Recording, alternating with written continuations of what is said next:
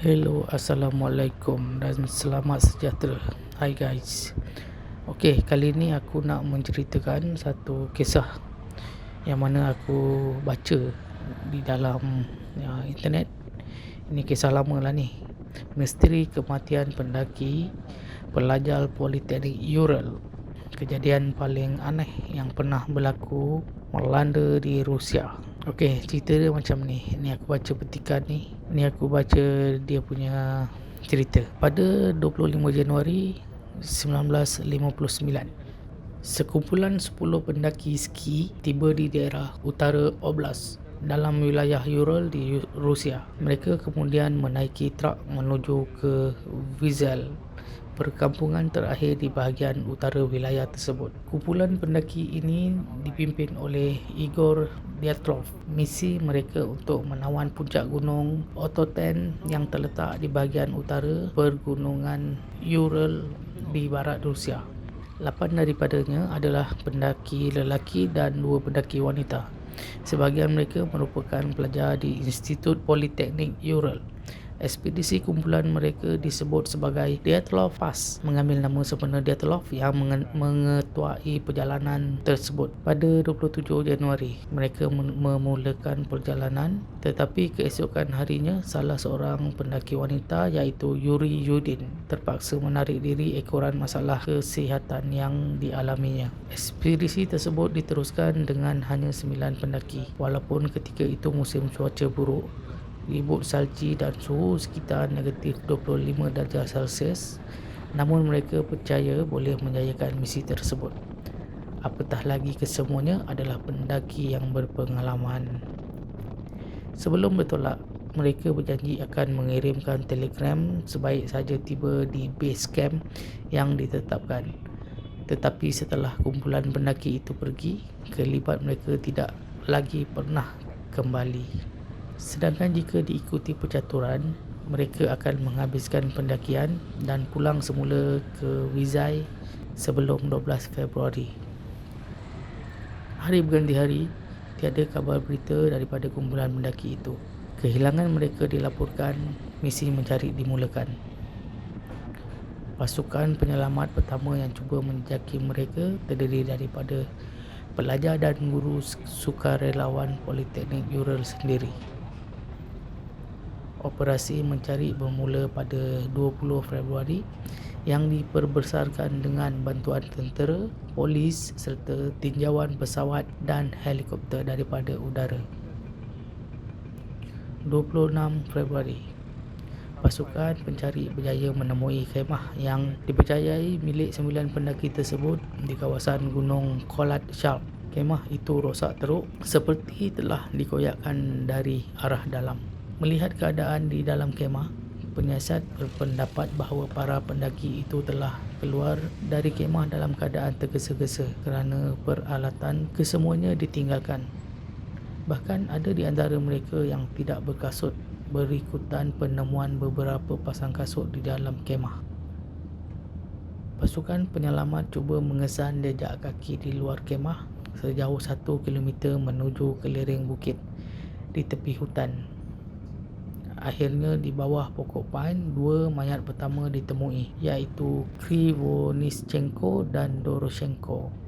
Kedua-dua mayat ini ditemui hanya berpakaian dalam tanpa memakai kasut.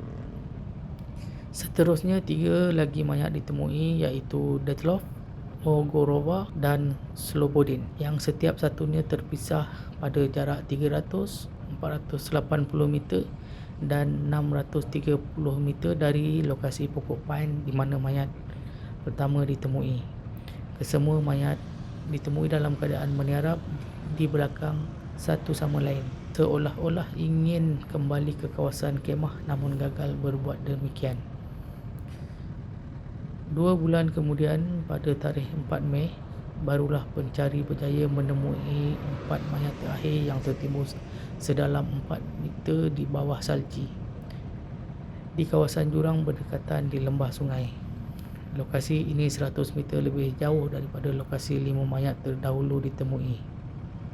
Apa yang menyebabkan kematian 9 pendaki ini? Penemuan mayat-mayat ini menimbulkan banyak misteri. mayat Slobodin ditemui mengalami keretakan otak. Malah 4 mayat terakhir yang ditemui lebih mengerikan. Contohnya Trebek dan Brignonel mengalami keretakan tengkorak, manakala Zolotaryov dan Dubinina ditemui dalam keadaan lidah dipotong dan mata mereka dicungkil. Tulang rusuk mereka juga hancur. Anehnya 4 mayat terakhir itu didapati memakai pakaian lengkap, dan ada di antaranya ialah kepunyaan 5 rakan yang ditemui berdekatan pokok pine. Berkemungkinan mereka telah mengambil pakaian daripada rakan-rakan yang telah mati sebelum cuba melanjutkan perjalanan tanpa tujuan. Analisis forensik mendapati terdapat kesan radioaktif yang tinggi pada pakaian mangsa. Hasil bedah siasat mendapati mangsa mengalami kecederaan dalaman yang teruk.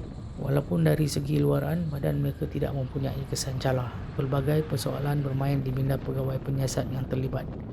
Mengapa ada di antara mangsa yang tidak lengkap berpakaian sedangkan suhu adalah negatif 30 bawah darjah Celsius? Mengapa ada mayat yang matanya dikorek dan lidahnya dipotong? Doktor hanya mengklasifikasikan punca kematian kumpulan pendaki itu kerana hipotermia dan luka dalaman. Kesemua mangsa meninggal dunia antara 6 hingga 8 jam selepas menikmati makanan terakhir mereka. Tiada petanda wujudnya orang lain selain daripada 9 lelaki tersebut di Gunung Kholat Shark sewaktu kejadian berlaku. Penduduk tempatan mula bercakap mengenai UFO yang mungkin menjadi punca kepada kematian pendaki itu. Namun teori ini gagal menjelaskan mengapa mangsa mengalami kecederaan dalaman yang serius. Tidak kurang juga yang mendakwa kumpulan pendaki itu telah dirasuk oleh kuasa jahat yang menyebabkan kematian mereka. Teori ini juga ditolak kerana berdasarkan bukti yang ditemui mendapati mereka berada dalam keadaan sedar. Pendapat lain mengatakan ia mungkin ada kaitan dengan ujian rahsia teknologi terus Soviet di kawasan tersebut berdasarkan kesan radioaktif yang tinggi di situ. Namun ia masih tidak dapat menjelaskan kecederaan teruk pada mayat, apatah lagi tiada sebarang bukti letupan ujian nuklear dilakukan di situ.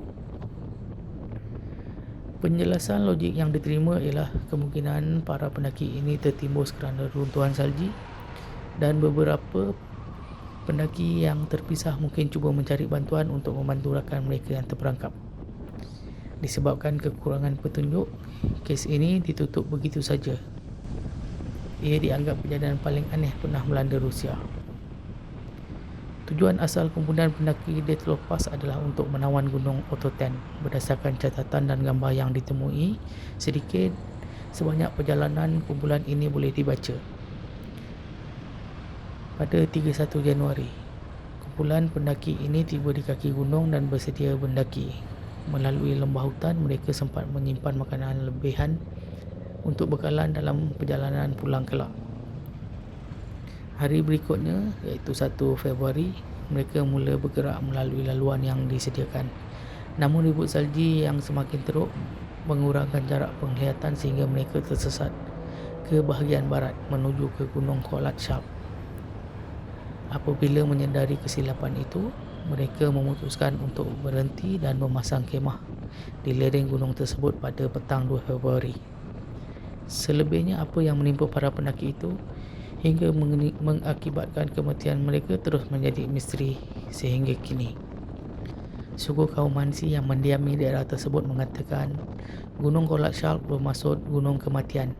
Mereka tidak berani mendekati kawasan gunung tersebut kerana percaya ia akan meragut nyawa manusia. Mereka menganggap keputusan pendaki itu berkemah di gunung yang menakutkan itu ibarat menyerah diri. Itu kepercayaan kaum Mansi. Yang pasti, tragedi itu kekal misteri dan kisah itu pernah diadaptasikan menjadi sebuah filem yang berjudul Devil Pass yang ditayangkan pada tahun 2013. Apa pandangan anda? Sila berikan ulasan di bawah dan silakan kongsi video ini untuk sekadar hiburan dan ilmu pengetahuan ataupun sekadar masa lapang. Okey, terima kasih guys. Jumpa lagi. Bye.